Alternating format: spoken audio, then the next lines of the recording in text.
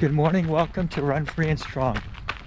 Today we'll continue the series, Race Your First Ultra Marathon, How to Become an Ultra Runner, and we'll do part 2.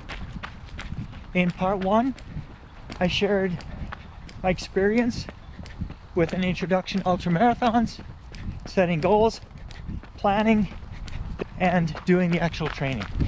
For part 2, I was going to cover training gear and a race kit and some other things, and we're going to pivot and I will share with you how to write a training plan. I'm going to take you along on my long run this weekend, 20 miles on Saturday. We'll see how far we can go today on Sunday, and let's get into how to write a training plan. Let's go, guys. Before we dive into writing our own training plan, a quick introduction. My ultramarathon journey is simple. Over the past 3 years, I attempted 7 ultramarathons and finished 5 with 2 DNFs. In fact, I dropped out of my first ultramarathon, the Yeti 100 miler, after 72 miles due to a lower back injury. I then finished 3 successive 100 milers, a 50 miler, and a 50K. In there was also a 68K or 42 mile mountain ultramarathon that I didn't finish. I learned at least as much from my 2 DNFs as from the 5 races that I did finish. Before I started my ultra journey, I was running about 30 miles per week and a few local road races. No marathons. So let's dive in and let's do this. Why write our own training plan? We can either write our own training plan or buy an online plan. Although I recommend we review online plans, and there are many good ones, including some free versions, I believe we should write our own plan, even as a newbie. Why? Writing our own training plan ensures we do what works best for us, because many of the online plans are written for the average runner and the average race. That may work for a 5K race, but not for an ultramarathon. And we're not average runners, we're one size fits all. In addition, we're more likely to hold ourselves accountable if we write and own our plan. Many online ultra training plans are built on traditional 26.2 mile marathon training plans. However, for ultramarathons, there are too many variables and too many considerations to approach training like a marathon. What type of ultra? What distance? What support and crew? What shoes, clothes, and gear? How about the weather over a 24-hour period? Running at night, fueling and hydration when the body doesn't want to eat or drink, and so on. The plan for 50K is different than for a 100 miler. The plan for a mountain trail ultra, or a groomed trail ultra, or a road ultra are all different. How about ultras that are point-to-point, out and back on multiple loops, or ultras with aid stations, either every 3 miles or every 10 miles. Sharing my personal experience, I ran the 7 Trails 100 miler, which because of COVID restrictions was 13 loops, each 7.5 miles. This was mentally more challenging than an out and back or point-to-point course. I had just finished loop 9 and hit a low point, and a well-meaning aid station volunteer tried to encourage me with, quote, "Only 4 more loops to go," unquote. The good news is that you can run an ultra up to 100 miles on as little as 50 miles per week. I've done 3, with weekly mileage of 50 to 60 miles. But as mentioned in the part 1 video, focusing on time on feet with long runs using run, walk, run, as well as back-to-back long runs.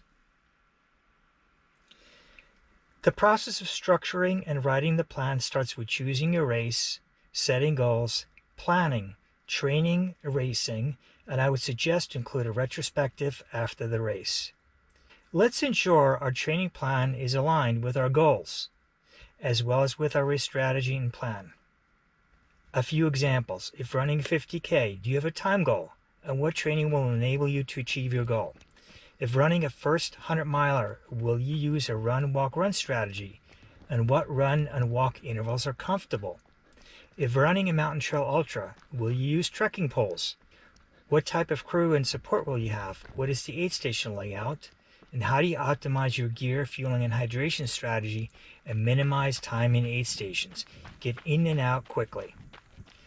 Maybe practice doesn't make perfect, but enables us to adapt and fine-tune what works for us, identify any risks in the race strategy and plan, and gain confidence and reduce stress, anxiety on race day. Plan holistically and include running, strength and flexibility, nutrition and hydration, sleep and recovery, mental strength training, shoes and gear. Structure the plan as a framework and fill out as you progress on your journey. I would recommend a minimum plan of 3 months with prior running experience, and the sweet spot is probably a 6-month plan. Break down the plan into 4 to 6 week training blocks. Each training block should end with a week of lower mileage and intensity to consolidate gains, regenerate and recover before transitioning to the next training block.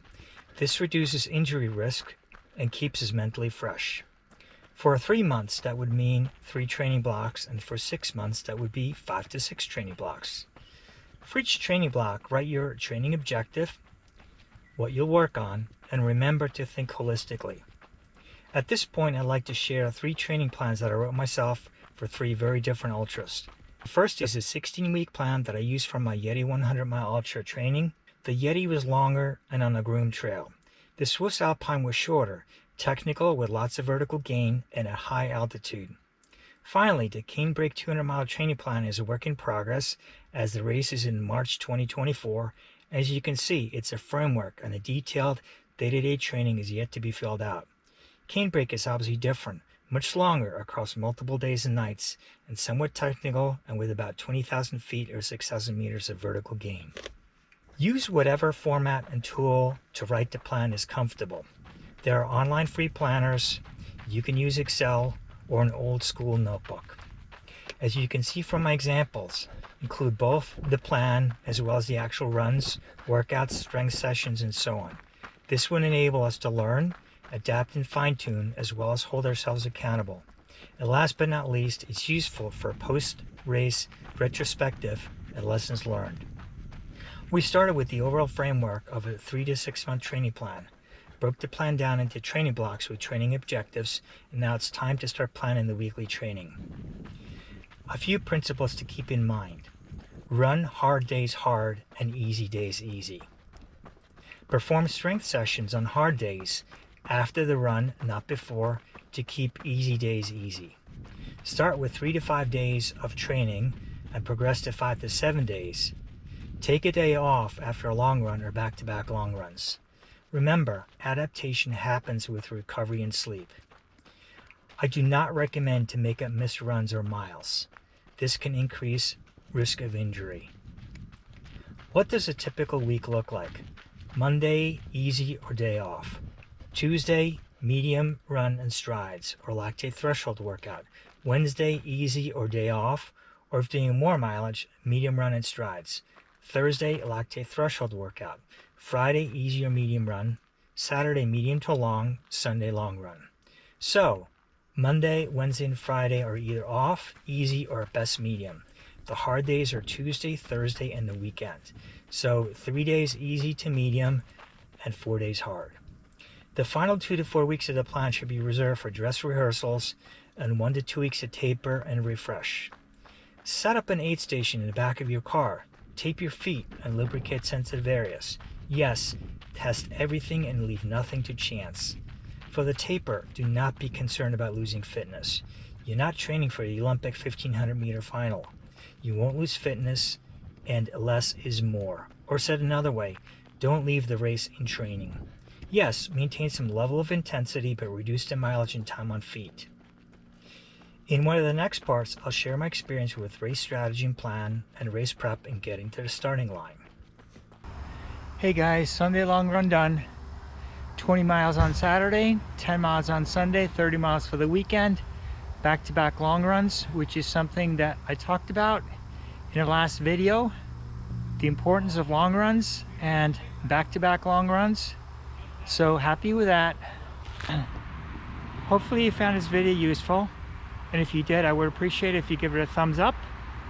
If you haven't done so already, it would mean a lot to me if you subscribed and supported the channel. And I will have part 3 up very soon. Thank you for watching, and see you in the next one.